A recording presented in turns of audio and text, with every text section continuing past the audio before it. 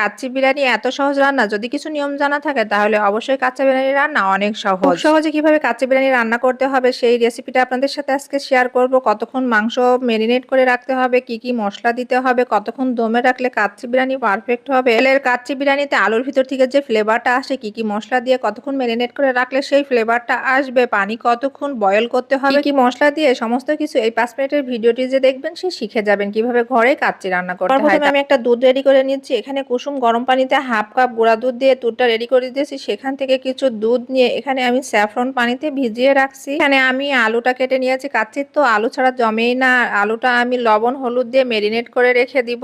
এটা খুব মনোযোগ সহকারে দেখবেন, তাহলে কাচ্চি রান্না যে এত সহজ সেটা কিন্তু আপনি জেনে যাবেন। এখানে আমি 2 কেজি খাসির মাংস নিয়েছি, আর খাসির মাংসটা ঠিক রেগুলার থেকে একটু বড় সাইজ করে কেটে নিয়েছি। কেজি মাংসের জন্য এখানে আমি 2.5 কাপ পেঁয়াজ বেরেস্তা নিয়েছি। পেঁয়াজ বেরেস্তাটা আমি আগেই করে রেখেছিলাম একটু ভিডিওটা ছোট করার জন্য এবং দেখা সুবিধা করার জন্য।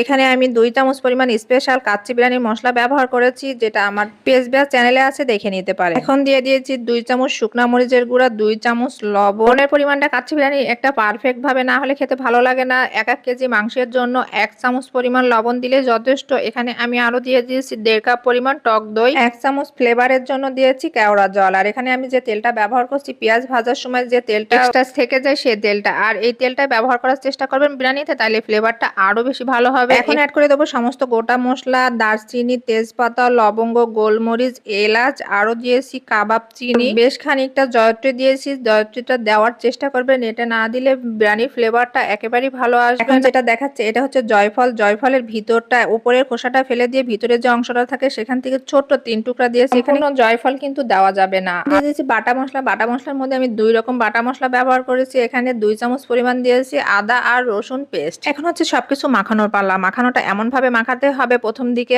একটু বা শক্ত লাগতে পারে, পরে এমন ভাবে মাখাতে হবে 5 থেকে 7 মিনিট অনবরত মাখাতে হবে যেন মাংস থেকে একেবারে পানি ছেড়ে আসে। আর এটা কিন্তু 5 থেকে 7 মিনিট অনবরত মাখাতে হবে, না হলে কিন্তু মাংস ভালো মেরিনেট হবে না। এখন ঢাকনা দিয়ে ঢেকে রাখছি। আর আলুটা যে মেরিনেট করে রেখেছিলাম সেটা এখন ভেজে নিব। হালকা করে ভেজে আলুটা উঠিয়ে নিয়ে এখন দিয়ে দিচ্ছি আলুর মধ্যে পরিমাণ মতো লবণ, সামান্য পরিমাণ চিনি, আরো দিচ্ছি যে আগে থেকে স্যাফরন দুধে ভিজিয়ে রেখেছিলাম সেখান থেকে 2 চামচ পরিমাণ, আর কেওড়া জল। এই 4টা উপকরণ দিয়ে আলুটা অবশ্যই মেরিনেট করে রাখলে আলুর ভিতরে কিন্তু একটা এক্সট্রা ফ্লেভার অ্যাড হবে। কাচ্চি বিরিয়ানি খাওয়া হবে, আলু থেকে কিন্তু একটা এক্সট্রা ফ্লেভার আসবে। এখানে আমি ময়দা নিয়েছি। ময়দা অল্প অল্প পানি দিয়ে একটা নরম ডো তৈরি করে রেস্টে রেখে দেবো। যে তৈরি করা হয় তার থেকেও কিন্তু নরম ডো। চালটা প্রথমে 1 ধোয়া দিয়ে ভিজিয়ে রাখতে হবে 1 ঘন্টার জন্য।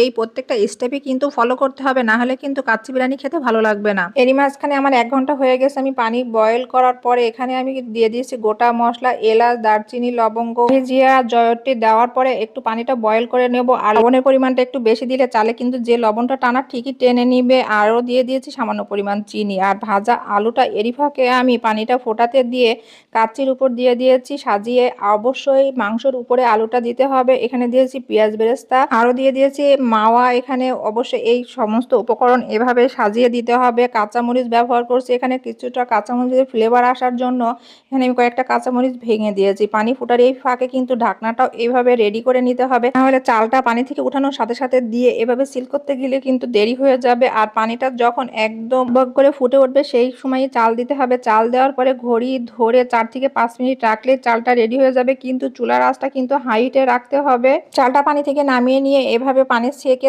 সাথে সাথে দিয়ে দিয়েছি। গরম গরম অবস্থায় কিন্তু দিতে হবে। রেডি করে 1 কাপ দুধে এখানে দিয়ে দিয়েছি। অবশ্যই গুঁড়া দুধটা দিলে বিরিয়ানিটা খেতে কিন্তু বেশি ভালো লাগে। আর এখানে স্যাফরানের পানিটা সম্পূর্ণ দিয়ে দিয়েছি। উপর থেকে দিয়ে দিয়েছি মাওয়া, পেঁয়াজের বেরেস্তা, আর এখানে আমি অ্যাড করে দিয়েছি জর্দার ফুড কালারের কিছু অংশ। এটা দিলে কিন্তু বিরিয়ানিটা দেখতে আরো বেশি আকর্ষণীয় হবে। আর এখন আমি দ্রুত ঢাকনাটা আটকে সিল করে নেব। চুলার আঁচটা হাই হিটে দিয়ে 10 মিনিট জাল করে নিতে হবে। আর একটু খেয়াল রাখতে হবে সাইড থেকে যেন কোনোভাবে বাতাস না বের হয়ে যায়। যখন হাতটা দিয়ে দেখবেন আপনি সইতে পাচ্ছেন তখন আরেকটু জাল করতে হবে। আর যখন একেবারে তার ঢাকনার পরে রাখা যাবে না তখন এইভাবে পানির পাত্রের উপর পাতিলটা বসায়ে মিডিয়াম হিটে রেখে পানির ভাপে 1 ঘন্টা 15 মিনিট রান্না করে নিলে রেডি হয়ে যাবে কাচ্চি বিরিয়ানি। কেউ যদি তাওয়ার উপরে দিয়ে স্টিম করেন তাহলে কিন্তু 50 মিনিট রাখলেই হবে। এক্ষেত্রে কি হয়, তাওয়ার ভাপে পানির ভিতরে যে মাংসের জুসি ভাবটা থাকে সেটা কিন্তু নষ্ট হয়ে যায়। এই সব কিছু নিয়ম যদি ফলো করেন তাহলে এই কোরবানি ঈদে অবশ্যই কাচ্চি বিরিয়ানি রান্না করতে পারবেন। একই মেজারমেন্ট দিয়ে গরু কিংবা খাসি যে কোনো